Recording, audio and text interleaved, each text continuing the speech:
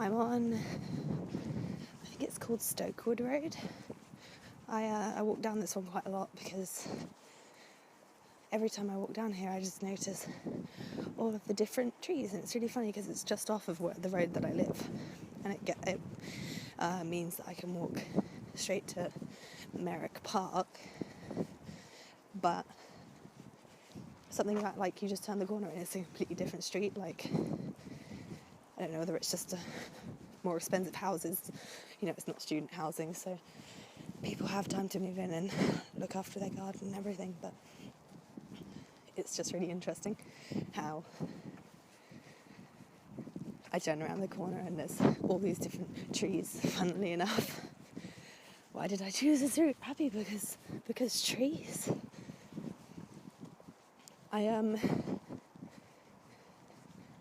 When I had my midway crit,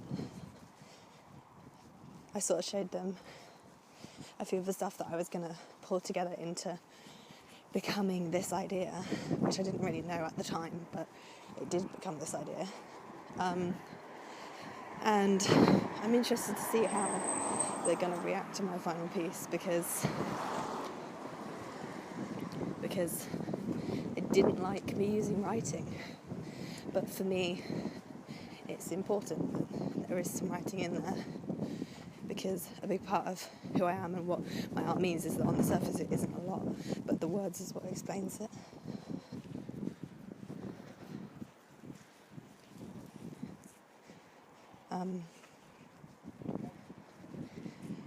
It's not just about drawing trees because they look nice. It's about the fact that when I'm walking around Bournemouth, they ask me to draw a map, and the things that I notice and the things that are familiar and are comforting to me are the trees. I think it's maybe because they remind me of home, but I think it's also because they just have this way of standing out through everything else, because of the shapes and the different twists of the branches. And I don't really care about the leaves, really. They're pretty, but they're prettier in the seasons where they're falling off, which is quite funny, really. I like all the shapes that are left once you sort of have all these naked trees. I think it really sort of,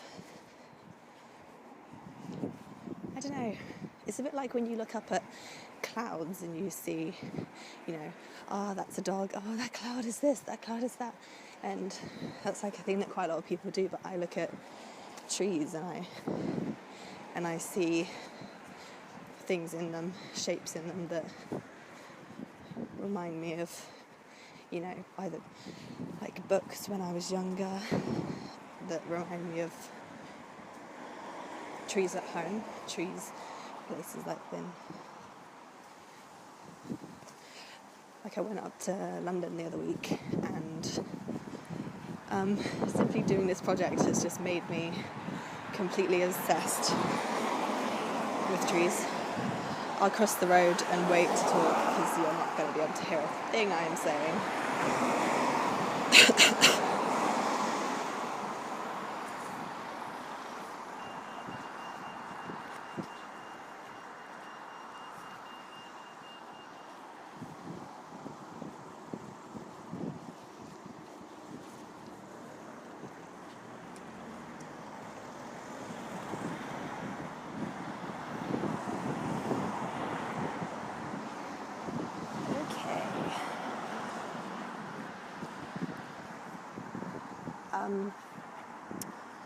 What was I saying?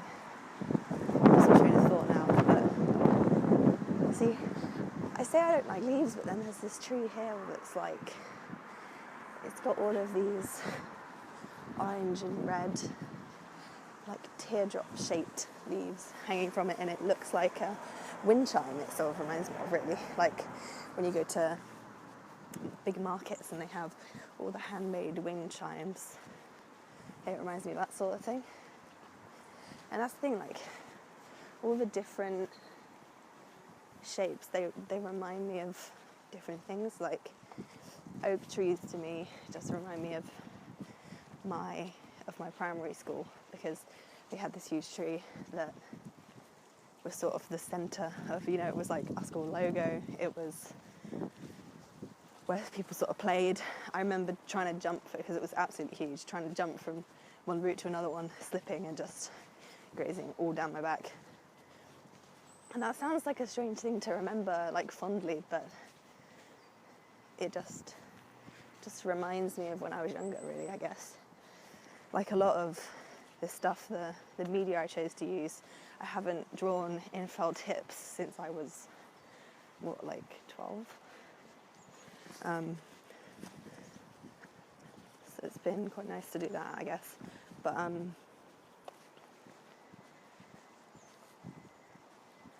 yeah, a lot of it just seems to be about like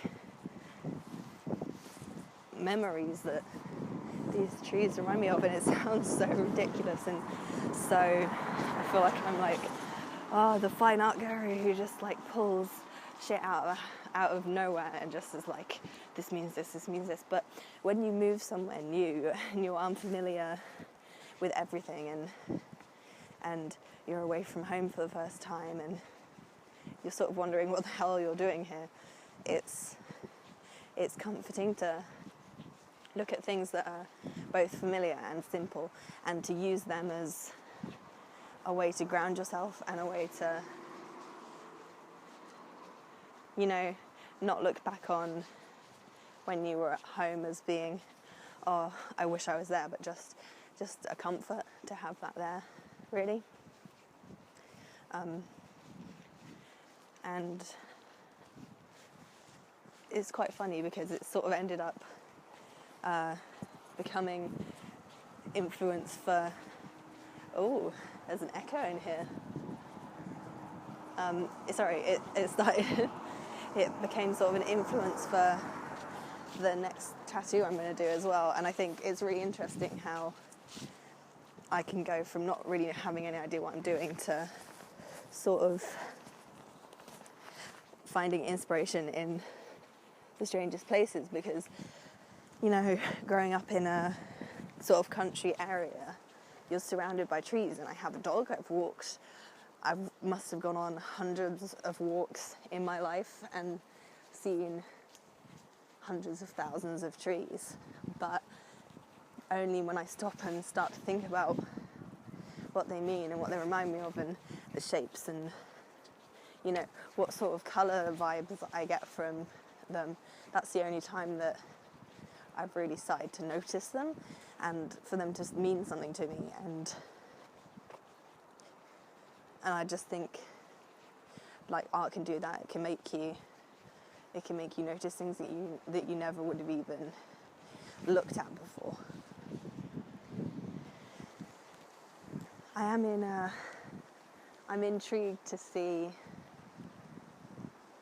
whether they'll sort of agree with if this is a map, because to me it's a map of my thoughts, and it's a map of my,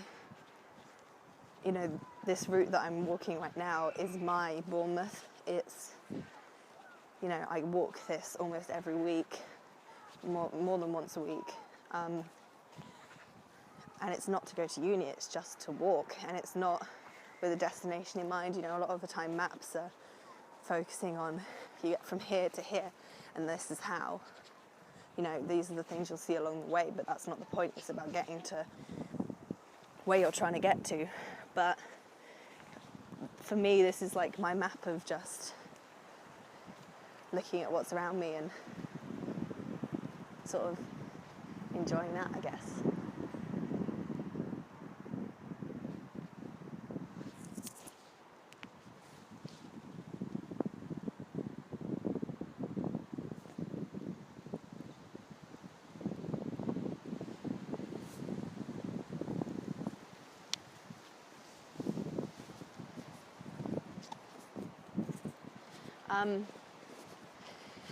And on the sort of the drawing side of it, I think that, this obsession with trees. To me, they almost are maps in themselves, in the way that they have all of these branches that point off in different directions, and all these different colours, and different types and codes, and what they're used for, where people recognise them, where animals inhabit them. There's lots of information that you can gain from a tree, which sounds so, I don't know, it sounds like I'm pulling things out of nowhere, but to me, I just think, they're giving me this information.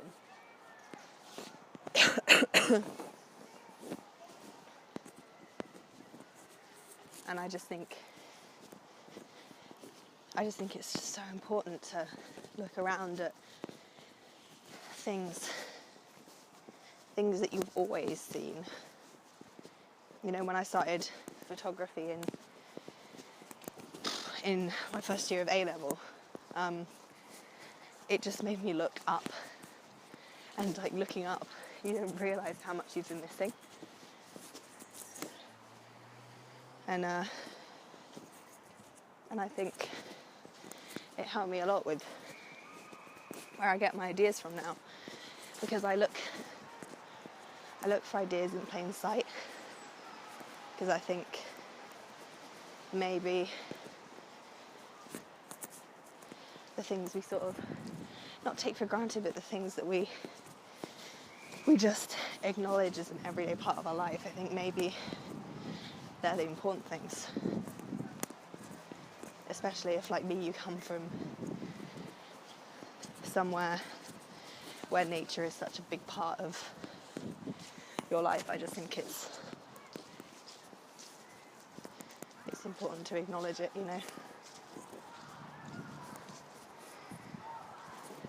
So I'm currently walking by the rugby pitch. There's sort of people walking their dogs, things like this, pretending I'm on a phone call, which is quite funny, really, because I'm having to cover up talking to myself. And it's like, why would that really bother anyone? Does it really bother anyone? Don't think there's any point in covering things up like that.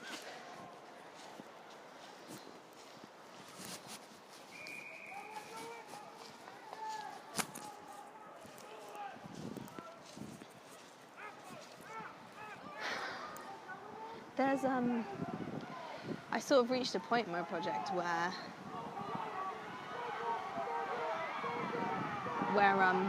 the reason you can probably hear all the shouting in the background from the rugby, I think it's quite interesting, really, because I always associate forests and trees and sort of being on walks with silence, and that's comforting to me, but it's quite nice having the background noise as well, to know that there's people sort of doing what they're doing while I'm here, coexisting, all that. But yeah, sorry, what I was going to say was that what's really interesting is the point that I knew that it wasn't just an observation of looking at trees and thinking, this tree's interesting, that tree's interesting, and when it started becoming, what does this mean to me, was I was listening to a song called Trees, and this song it means a lot to me, and it means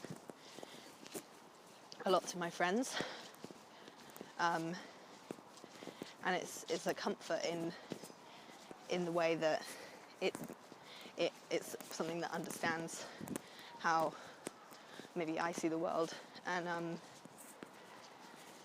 when I was listening to it, I was just thinking, it can't be, well, it must be a coincidence, but it can't be a complete coincidence that somehow I've seemed to gravitate towards these trees.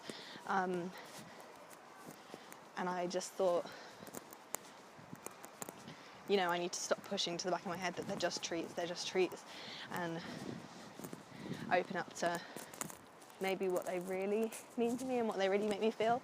And I think it's not a surprise to me that it was when I was listening to music that I finally solidified that, you know, this was my idea and I was going to take this and turn it into something. And sort of to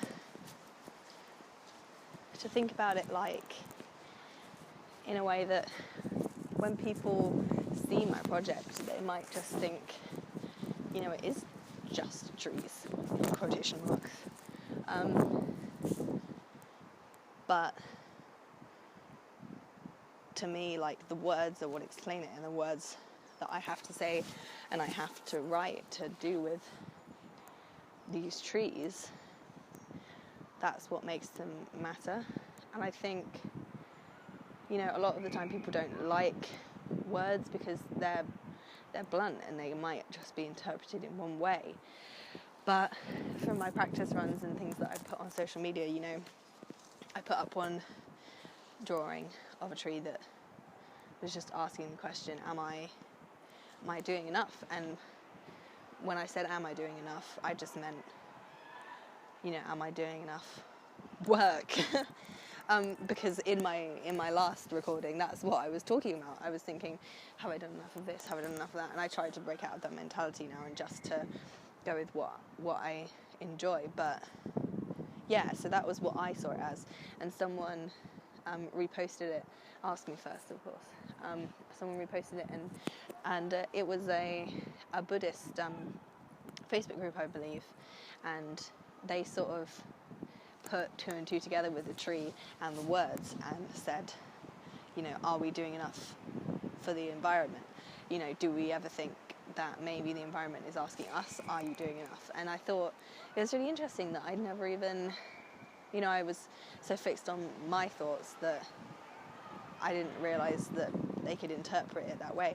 And I think that's where I have evidence that words, you know, they're not just solid things, and people read them differently, and, you know, not only do people sort of on the outside pronounce them differently and read them different speeds and read them in different, you know, viewpoints, but they take something different from it just simply from it being paired with an image. And I think that's something really special, and that's why, although I'm sure it might cause some problems for me, that's why I'm still going to use words, because they're important to me and I think they matter a lot. And I think in my map they're explaining why these trees are maps to me. Yeah, I think I'm going to close this up about now and start up the video, because I think I've said all I want to say.